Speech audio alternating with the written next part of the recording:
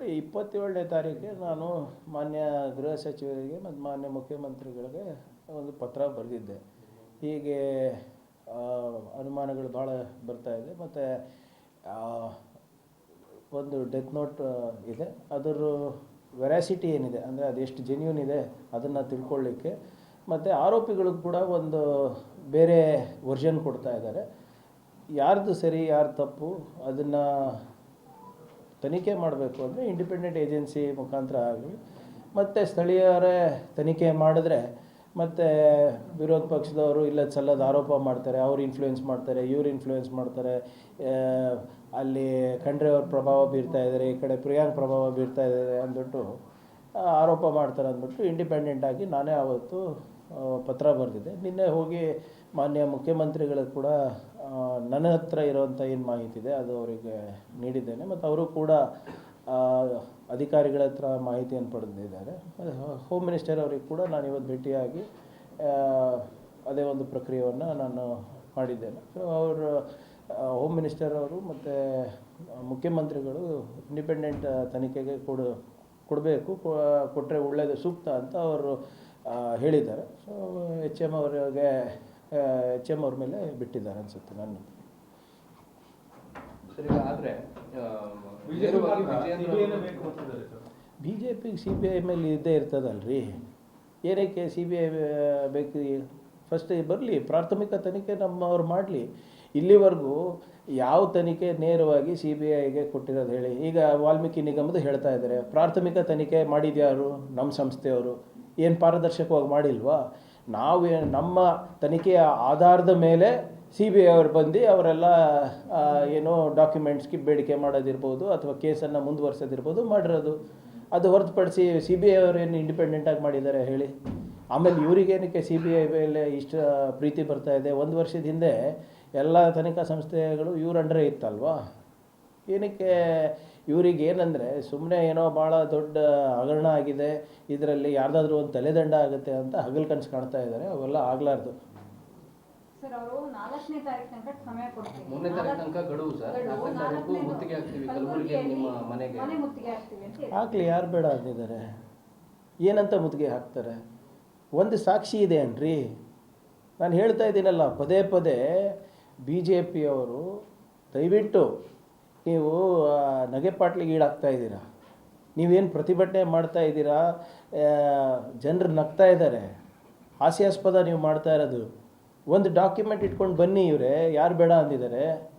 ಒಂದು ಡಾಕ್ಯುಮೆಂಟು, ಒಂದು ಪುರಾವೆನೋ, ಒಂದು ಯಾವುದಾದ್ರೂ ಒಂದು ರೆಕಾರ್ಡಿಂಗು ಏನಾದರೂ ತೊಗೊಂಡು ಬಂದು ಹಿಂಗೆ ಆಗ್ತಾ ಇದೆ, ಪ್ರಿಯಾಂಕ್ ನೇರ ಕಾರಣ ಇದಕ್ಕೆ ಅಂತ ಇಟ್ಬಿಟ್ಟು ಮಾತಾಡಿ. ಯಾರು ಬೇಡ ಅಂದಿದ್ದಾರೆ? ಏನಂತ ನೀವು ಮುದ್ಗೆ ಹಾಕ್ತೀರಾ ಕಲಬುರಗಿನಲ್ಲಿ?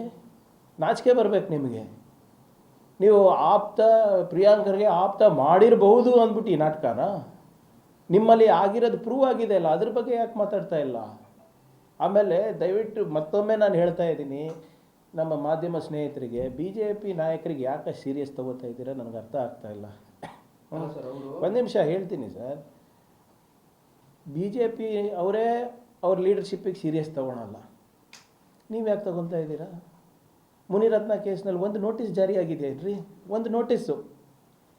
ಯಾಕೆ ಹಿಂಗೆ ಆಗ್ತಾ ಇದೆ, ಯಾಕೆ ಪಕ್ಷದ ಹೆಸರು ಹಾಳು ಮಾಡ್ತಾ ಇದ್ದೀರಾ, ಇದೆಲ್ಲ ಆಗಿರೋದು ನಿಜಾನ ಇಲ್ಲ ಅಂತ ವಿಜೇಂದ್ರ ಅವರಾಗಿರ್ಬೋದು, ಅಶೋಕ್ ಅವರು ನೋಟಿಸ್ ಕೊಟ್ಟಿದ್ದಾರಾ? ಅಶೋಕ್ ಅವ್ರ ಮೇಲೆ ಇಂಜೆಕ್ಷನ್ ಚುಚ್ಚಕ್ಕೆ ಹೋಗಿದ್ರಂತ ಅವ್ರ ಪಾರ್ಟಿದವ್ರು ತಾನೇ ಹೇಳಿದ್ದು. ಒಂದು ನೋಟಿಸ್ ಕೊಡೋಕ್ಕೆ ಆಗ್ತಾ ಇಲ್ಲ. ಯತ್ನಾಳ್ ಅವ್ರು ಇಷ್ಟೆಲ್ಲ ಮಾತಾಡಿದ್ರು ಒಂದು ನೋಟಿಸ್ ಕೊಟ್ಟಿಲ್ಲ ಇಲ್ಲಿ ರಾಜ್ಯ ಬಿ ಜೆ ಪಿದವರು. ರೇಣುಕಾಚಾರ್ಯ ಅಷ್ಟೆಲ್ಲ ಮಾತಾಡ್ತಾರೆ, ಒಂದು ನೋಟಿಸ್ ಕೊಟ್ಟಿಲ್ಲ. ಯಡಿಯೂರಪ್ಪ ಅವ್ರ ಪಾಕ್ಸ್ಕೋ ಬಗ್ಗೆ ಮಾತಾಡೋಕ್ಕೆ ತಯಾರಿಲ್ಲ. ಬಿ ಜೆ ಪಿನಲ್ಲೇ ಯಡಿಯೂರಪ್ಪ ಅವ್ರ ವಿರುದ್ಧವಾಗಿ ಮಾತಾಡಿದ್ರೆ ಒಂದು ನೋಟಿಸ್ ಕೊಡೋ ಯೋಗ್ಯತೆ ಇಲ್ಲ ಈ ಬಿ ಜೆ ಪಿ ಲೀಡರ್ಗಳಿಗೆ. ಅಲ್ಲೇ ಕೌಡೆ ಕಾಸು ಕೀಮತ್ತಿಲ್ಲ ಅವ್ರ ಮಾತಿಗೆ ಪಬ್ಲಿಕ್ನಲ್ಲಿ, ಮಾಧ್ಯಮದಲ್ಲಿ. ಮತ್ತು ನಾನು ಯಾಕ್ರಿ ಕೇಳಬೇಕು ಅವ್ರ ಮಾತು? ಇವೆಲ್ಲನೂ ಅವ್ರ ಪಕ್ಷದಲ್ಲೇ ನಡೀತಾ ಇರೋದಲ್ಲ. ಒಂದು ನೋಟಿಸ್ ಕೊಟ್ಟಿದ್ದಾರೆ ನೋಡಿ, ಅನ್ವರ್ ಮಾನ್ಪಡಿಗೆ 150 ಕೋಟಿ ರೂಪಾಯಿ ಕೊಡಬೇಕು ಅಂತ ಹೋಗಿದ್ರು ಅಂದ್ಬಿಟ್ಟು ಸ್ವಂತ ಅನ್ವರ್ ಮಾನ್ಪಡಿನೇ ಹೇಳಿರೋದು. ಅವ್ರಿಗೆ ನೋಟಿಸ್ ಕೊಟ್ರಾ?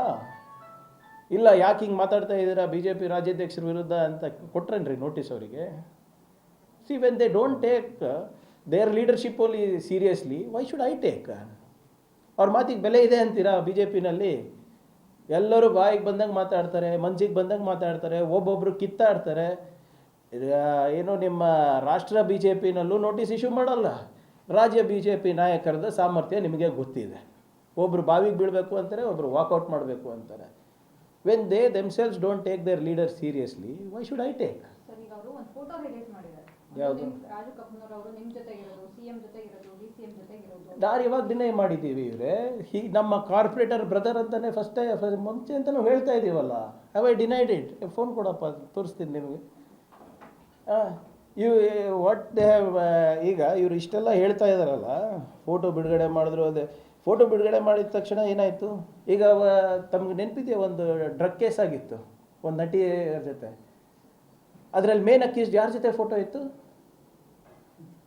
ಯಾರ ಜೊತೆ ಇತ್ತು? ವಿರೋಧ ಪಕ್ಷದ ನಾಯಕರು ಅಶೋಕ್ ಅವ್ರ ಜೊತೆ ಇತ್ತು. ಏನು ಮಾಡಿದ್ರು ಅವಾಗ? ಈಗ ಇಷ್ಟೆಲ್ಲ ಮಾತಾಡ್ತಾ ಇದ್ದಾರಲ್ಲ, ಇದು ಯಾರ ಫೋಟೋ? ಇದು ಯಾರ ಫೋಟೋ? ರಾಜು ಕಪ್ನೂರ್ ಅವರು ನಿಮ್ಮ ಬಿ ಜೆ ಪಿ ನಾರ್ತ್ ಅಭ್ಯರ್ಥಿ 2 ಸರಿ. B J P Chandu Patil ಅಂತ ಯಾರಿದ್ದಾರೆ ಅವ್ರ ಜೊತೆ ಇದ್ದಾರೆ. ಹಂಗಂದರೆ ಅವ್ರದ್ದು ಇದೂನಾ? ಅವ್ರದ್ದೆಲ್ಲ ನೆಂಟರು ಬೀಗ್ರ ಅವರು? ಅಂದರೆ ಅವರು ಶಾಮೀಲಿದ್ದಾರೆ ಅಂತ ಅರ್ಥ ಆಯ್ತಾ? ಈ ರಾಜು ಕಪ್ನೂರ್ ನಮ್ಮ ಪಕ್ಷದ ಬರೋಕ್ಕಿಂತ ಮುಂಚೆ ಯಾವ ಪಾರ್ಟಿನಲ್ಲಿದ್ದರು? ಎಸ್ ಸಿ ಮೋರ್ಚಾ ಅಧ್ಯಕ್ಷರು ಬಿ ಜೆ ಪಿದು. ಅಂದರೆ ನಾರಾಯಣ ಸ್ವಾಮಿ ಚೆಲುವಾದಿ ಇರ್ಬೋದು, ನಿಮ್ಮ ಅಶೋಕ್ ಅವ್ರು ಇರ್ಬೋದು, ವಿಜೇಂದ್ರ ಅವ್ರು ಇರ್ಬೋದು, ಇವರೆಲ್ಲರೂ ಶಾಮೀಲ್ ಅಂತ ಹೇಳೋಕ್ಕಾಗುತ್ತಾ? ಫೋಟೋಗಳು ಹಲವಾರಿದೆ, ಸತ್ಯ ಏನಿದೆ? ನಾವು ಯಾವತ್ತಾನ ಹೇಳಿದ್ದೀವ? ಡಿನೈ ಮಾಡಿದ್ದೀವ? Is not from our party ಅದು ಇದು ಅಂತ ಏನಾದರೂ ಹೇಳಿದ್ದೀವ? ಇಲ್ಲ. ಭಾಳ ಸ್ಪಷ್ಟವಾಗಿ ಆತನೇ ಬಂದು ಒಂದು ಹೇಳಿಕೆ ಕೊಟ್ಟಿದ್ದಾನೆ.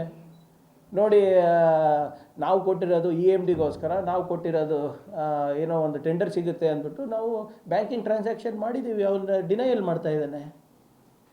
ಸೊ ಅವ್ರದ್ದು ಒಂದು ಹೇಳಿಕೆ ಇದೆ, ಇವ್ರದ್ದು ಒಂದು ಹೇಳಿಕೆ ಇದೆ. ಸತ್ಯಾಂಶ ಹೊರಗೆ ಬರಬೇಕಂತ ನಾವು ಹೇಳ್ತಾ ಇದ್ದೀವಲ್ಲ. ಹಿಂಗೆ ನಾವು ಮಾತಾಡ್ದಂಗೆ ಲಾಜಿಕಲಿ ಬಿ ಜೆ ಪಿ ಯಾಕೆ ಮಾತಾಡ್ತಾ ಇಲ್ಲ? ಆಪ್ತನ ಮಾಡಿರ್ಬಹುದು ಅಂದ್ಬಿಟ್ಟು ರಾಜೀನಾಮೆ ಕೇಳ್ತಾ ಇರೋ ಲಾಜಿಕ್ ಇವ್ರದ್ದಿದ್ರೆ ಮತ್ತು ಇವರು ರಾಜೀನಾಮೆ ಕೊಡಬೇಕಲ್ಲ. ಯತ್ನಾಳವರೇ ಹೇಳ್ತಾ ಇದ್ರಲ್ಲ, ಮೊರೇಷಿಯಸ್ನಲ್ಲಿದೆ, ಅಲ್ಲಿದೆ, ಇಲ್ಲಿದೆ. ಹೆಸರು ಯಾರೋ ಬರ್ತಾ ಇಲ್ಲ, ಯಾವುದೋ ಉಮೇಶ, ಬಸ್ ಕಂಡಕ್ಟರ್ ಯಾರು? ಅವರು ಆಪ್ತರಲ್ಲ. ಮನಿ ಲಾಂಡ್ರಿಂಗ್ ಆಗಿದೆ ಅಲ್ವಾ? ಅವ್ರ ಅಫಿಡವಿಟ್ನಲ್ಲೇ ಇದೆ ಅಲ್ವಾ? ಯಾಕೆ ರಾಜೀನಾಮೆ ಕೊಟ್ಟಿಲ್ಲ? ಪಾಕ್ಸ್ಕೋ ಪ್ರೂವ್ ಆಗಿದೆ ಅಲ್ಲ, ಯಾಕೆ ರಾಜೀನಾಮೆ ಕೊಟ್ಟಿಲ್ಲ? ಚಾರ್ಜ್ ಶೀಟ್ ಆಗಿದೆ ಅಲ್ಲ ಮುನಿರತ್ನ ಅವ್ರ ಮೇಲೆ, ಯಾಕೆ ರಾಜೀನಾಮೆ ಕೊಟ್ಟಿಲ್ಲ?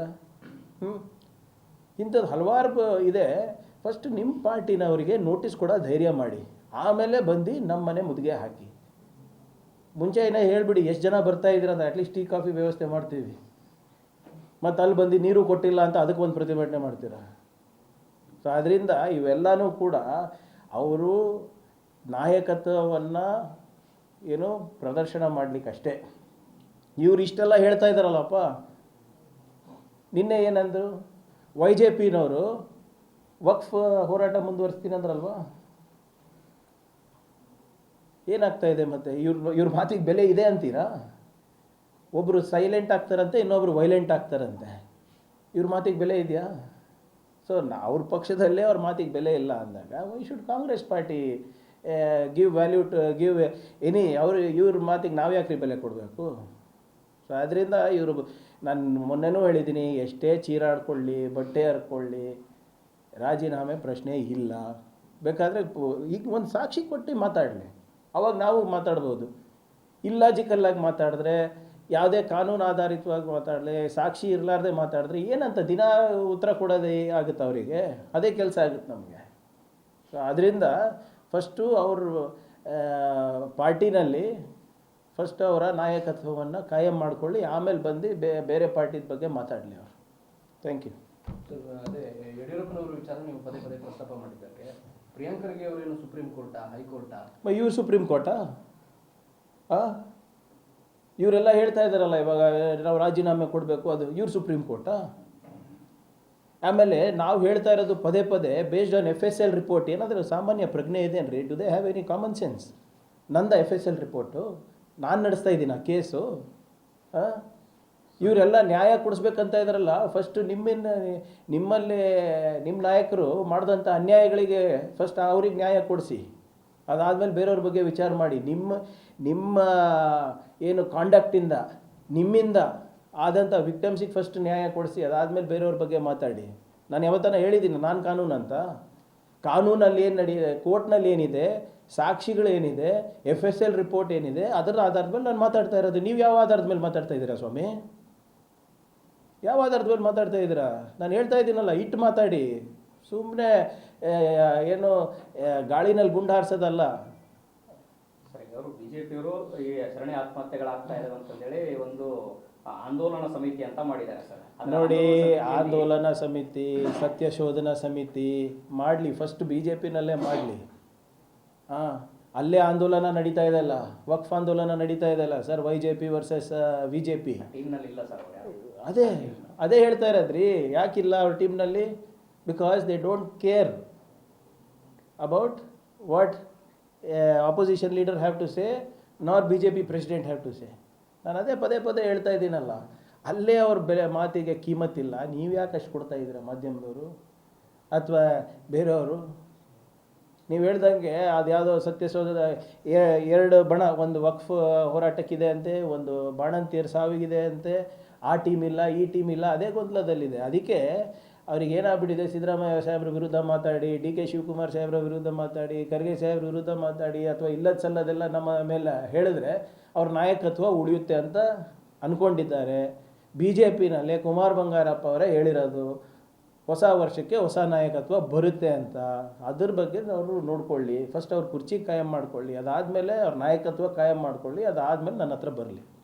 ಸಚಿನ್ ಮನೆಗೆ ನಿನ್ನೆ ಈಶ್ವರ್ ಖಂಡ್ರೆ ಅವರು ಭೇಟಿ ಕೊಟ್ಟಿದ್ರು ಸರ್, ತಾವೇನಾದರೂ ಭೇಟಿ ಕೊಡೋ ಆ ಥರದ್ದು ಇದೆಯಾ? ನೋಡೋಣ ಆಮೇಲೆ, ಯಾಕಂದರೆ ಖಂಡ್ರೆ ಸಾಹೇಬ್ರ ನಿರ್ದೇಶನದ ಮೇಲೆ ನಾವು ಇದು ಮಾಡೋದು. ಯಾಕಂದರೆ ಅವ್ರ ಕಾನ್ಸ್ಟಿಟ್ಯೂನ್ಸಿ ಇರೋದ್ರಿಂದ ನಿನ್ನೆ ಅವ್ರು ಸಾಂತ್ವನ ಹೇಳಕ್ಕೆ ಹೋದಾಗ ಕೂಡ ಕುಟುಂಬದವರು ಅವ್ರು ಎಲ್ಲೂ ಕೂಡ ಖಂಡ್ರೆ ಸಾಹೇಬ್ರ ಮೇಲಿರ್ಬೋದು, ನನ್ನ ಮೇಲಿರ್ಬೋದು, ಏನೂ ಕೂಡ ಹೇಳಿಲ್ಲ. ಅವ್ರದ್ದು ಒಂದೇ ಏನು ಕೋಪ ಏನಪ್ಪ ಅಂದರೆ, ಸರಿಯಾದ ಸಮಯಕ್ಕೆ ಪೊಲೀಸವರು ಸ್ಪಂದಿಸ್ತಿಲ್ಲ, ಅಲ್ದಾಡಿಸಿದ್ರು ನಮಗೆ. ಬಹುಶಃ ಅದು ಕರೆಕ್ಟ್ ಟೈಮಿಗೆ ಅವ್ರು ಕಂಪ್ಲೇಂಟ್ ತೊಗೊಂಡ್ರೆ ಏನಾದರೂ ಮಾಡ್ಬೋದಾಗಿತ್ತ ಅಂದ್ಬಿಟ್ಟು ಒಂದು ಕೊರಗಿದೆ.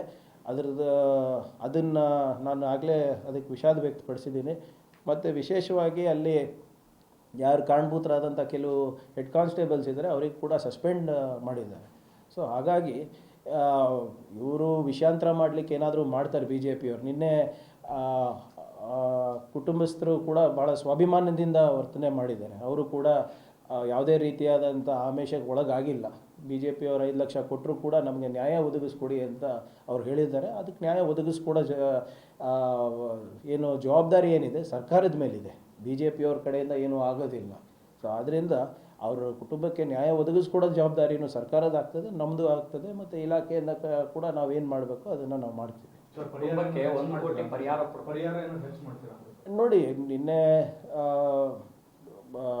ಖಂಡ್ರೆ ಸಾಹೇಬರು 10 ಲಕ್ಷ ರೂಪಾಯಿಯನ್ನು ನಾವು ಕೊಡ್ತೀವಿ ಅಂತ ಹೇಳಿದ್ದಾರೆ. ಬಟ್ ಇನ್ನು ಕುಟುಂಬಸ್ಥರು ಅವರ ಮನಸ್ಥಿತಿಯನ್ನು ನೋಡ್ಕೊಂಡು ಅವರ ಇದಕ್ಕೆ ಗೌರವ ಕೊಟ್ಟು ನಾವು ಮಾಡಬೇಕಾಗ್ತದೆ. ಸೊ ನೋಡೋಣ ಹೇಗಾಗುತ್ತೆ ಅಂತ. ಸರ್ಕಾರಿ ನೌಕರಿ ಕೊಡಿಸ್ಬೇಕು ಅನ್ನೋ ಒತ್ತಾಯವನ್ನು ಮಾಡಿದ್ದಾರೆ. ನೋಡಿ, ಅದು BJPಯವ್ರು ಒತ್ತಾಯ ಮಾಡೋದಲ್ರಿ. BJPಗೆ ಏನು ನೈತಿಕತೆ ಇದೆ? BJPಯವ್ರು 100 ಹೇಳ್ತಾರೆ, ಮತ್ತು ಅಷ್ಟಿದು ಇದ್ರೆ ಕೊಡಿಸಿ, ಸೆಂಟ್ರಲ್ ಗೌರ್ಮೆಂಟಲ್ಲಿ ನೌಕರಿ ಕೊಡಿಸ್ಲಿ ಮೋದಿಯವರಿಗೆ ಹೇಳಿ, ಯಾರು ಬೇಡ ಅಂದಿದ್ದಾರೆ? The problem is not that. ಅವ್ರ ಸೆಂಟಿಮೆಂಟ್ಸ್ ಏನಿದೆ, ಕುಟುಂಬಸ್ಥರವರು ಸದ್ಯಕ್ಕೆ ಅವರು ಆಕ್ರೋಶದಲ್ಲಿದ್ದಾರೆ. ಅವರಿಗೆ ಸರಿಯಾಗಿ ಸ್ಪಂದನೆ ಸಿಕ್ಕಿಲ್ಲ ಸ್ಥಳೀಯ ಪೊಲೀಸ್ ಸ್ಟೇಷನ್ಗಳಲ್ಲಿ ಅಂತ ಅವ್ರದ್ದು ಆಕ್ರೋಶ ಇದೆ. ಅದೇನಿದೆ ಅವ್ರು ಸ್ವಲ್ಪ ಸಮಾಧಾನ ಆದಮೇಲೆ ಅವ್ರು ಹೇಗೆ ಹೇಳ್ತಾರೆ ನೋಡ್ಕೊಂಡು ನಾವು ಮಾಡ್ತೀವಿ. 100 ನಮ್ಮ ಜವಾಬ್ದಾರಿ ಅಲ್ವಾ sir?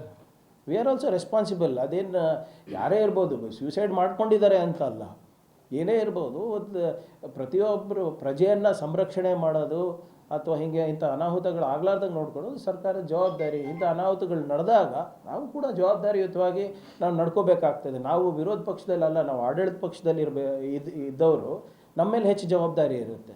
We are responsible, we will do it. ಖಂಡಿತವಾಗೂ ಇವರೇ ಯಾವುದೇ ಇಂಥ ಸಂದರ್ಭದಲ್ಲಿ ನಾವು ರಾಜಕೀಯ ಬೆರೆಸೋದಲ್ಲ. ನಾವು ಯಾಕೆ ಇಷ್ಟೆಲ್ಲ ಮಾತಾಡ್ತಾ ಇದ್ದೀವಿ? ಯಾಕಂದರೆ BJPಯವರು ವಿರೋಧ ಪಕ್ಷದವರು ರಾಜಕೀಯ ಮಾಡ್ತಾ ಇದ್ದಾರೆ ಇದರಲ್ಲಿ. ಕಾನೂನಾತ್ಮಕವಾಗಿ ಅದ್ರ ಪಾಡಿಗೆ ಅದು ಕೇಸ್ ನಡ್ಕೊಂಡು ಹೋದರೆ ಯಾವುದೇ ತೊಂದರೆ ಆಗೋದಿಲ್ಲ. ಇಲ್ಲಿ ಇರ್ಲಾರ್ ಸಲ್ಲಾರ್ ಸೃಷ್ಟಿ ಮಾಡೋದು, ಇರ್ಲಾರ್ ಸಲ್ಲಾರ ಹೇಳಿಕೆ ಕೊಡೋದು, ಅದರಿಂದ ಏನಾಗ್ತಾ ಇದೆ, ರಾಜಕೀಯ ಮುಂದಕ್ಕೆ ಬರ್ತಾ ಇದೆ. ನಿಜವಾದ ಏನು ಇಶ್ಯೂ ಇದೆ ಅದು ಹಿಂದಕ್ಕೆ ಹೋಗ್ತಾ ಇದೆ.